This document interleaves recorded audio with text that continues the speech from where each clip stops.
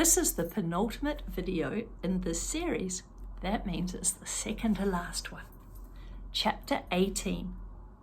Beep, beep, beep, beep, beep. The old army jeep zoomed around the corner and towards the library. A load of pampas stalks bounced around in the back of the jeep.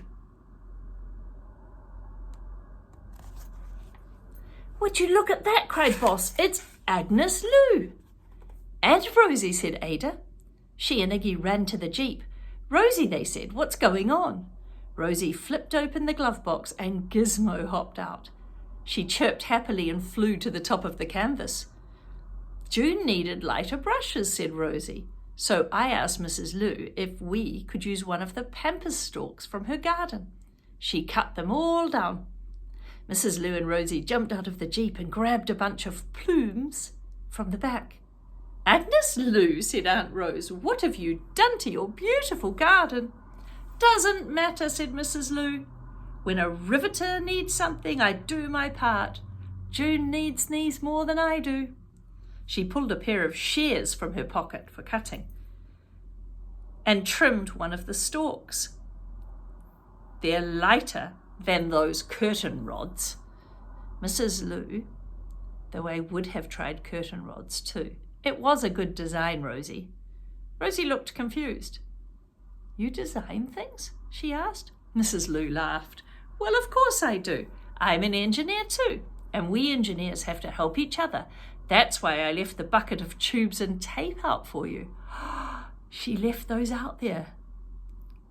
Rosie thought those had come from Ada and Iggy, or the recyclers, or Bee or Bo. She had so many questions, but no time to ask.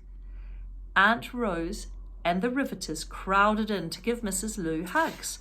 They all knew her. "Your poor garden," said June. "What were you thinking?" Mrs. Lou raised her hand. "Not another word. It's time to paint." Mrs. Lou handed Rosie a stalk and Rosie got busy. Within moments, June was painting again. You see, because the pampas stalks were much lighter than the curtain rods, so she could keep her arms up for longer. Within moments, June was painting again, and she swished the brushes this way and that. It was beautiful. Then snap, the red stem broke. "Uh-oh," thought Rosie. "Don't worry, that's why we bought extras," said Mrs. Lou. Chapter 19. Rosie swapped in a new stalk, and June kept painting. After a few minutes, the blue stem snapped, but Rosie was ready with a replacement. As other stems broke, Rosie swapped them too. Meanwhile, Rosie, Ada, and Iggy learned more about the mysterious Mrs. Lou. Boss explained that Mrs. Lou was a riveter in a jeep factory on the other side of the river from the aeroplane factory. "I made this very jeep." A jeep is a car, but it can go over rough ground and things. "I made this very jeep," said Mrs. Lou. "I learned a lot about machines during the war. It made me want to invent some, so I did. Haven't stopped since." Rosie was amazed. All this time she had lived next door to another engineer, and she hadn't known it. See, you've got to talk to people. People are interesting. You don't know about people until you talk to them. Mrs. Lou seemed to read her mind. "You didn't know because I rarely get out of the house except at night. I have a skin condition which makes me allergic to the sunlight. It's why I wear this crazy big hat. Can't let the sun hit me." "Is that why you keep your curtains shut?" said Rosie. So Rosie had totally misunderstood and thought she was just mean, but actually she was allergic to the sunshine. Imagine being allergic to the sunshine. "Yes," Mrs. Lou said, "that's why I keep my curtains shut. But your Aunt Rose lets me know when you've got a project, and I donate all I can to help. I'm glad you like the crates that I leave at your house." "You do that?" asked Rosie. "Of course. Didn't you think it was the tooth fairy?" "Oh, more like the tool fairy," said Aunt Rose. "Oh, that's a good one." Aunt Rose slapped her knee and laughed out loud, and she laughed until she wheezed and her eyes filled with tears. Soon the whole group was laughing. No one laughed harder than Mrs. Lou. Rosie realized that she had been very wrong about Mrs. Lou. She thought Mrs. Lou was mean and mysterious, and she didn't like her. She should have spoken to Mrs. Lou and given her a chance.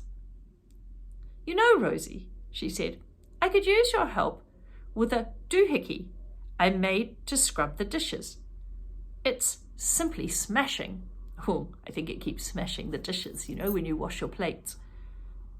"No, it sounds amazing," says Rosie. "No," said Mrs. Lou, "it is simply smashing all my plates, and now I'm almost out of bowls." That's funny because you can say something smashing, it means it's amazing. Well, that's a smashing picture, but actually you can smash things or break them. She laughed again and Rosie laughed too.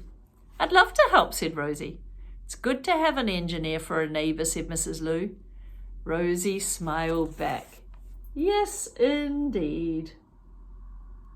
Mrs. Lou does look very strange in that big hat and coat, but it's because she's allergic to the sunlight.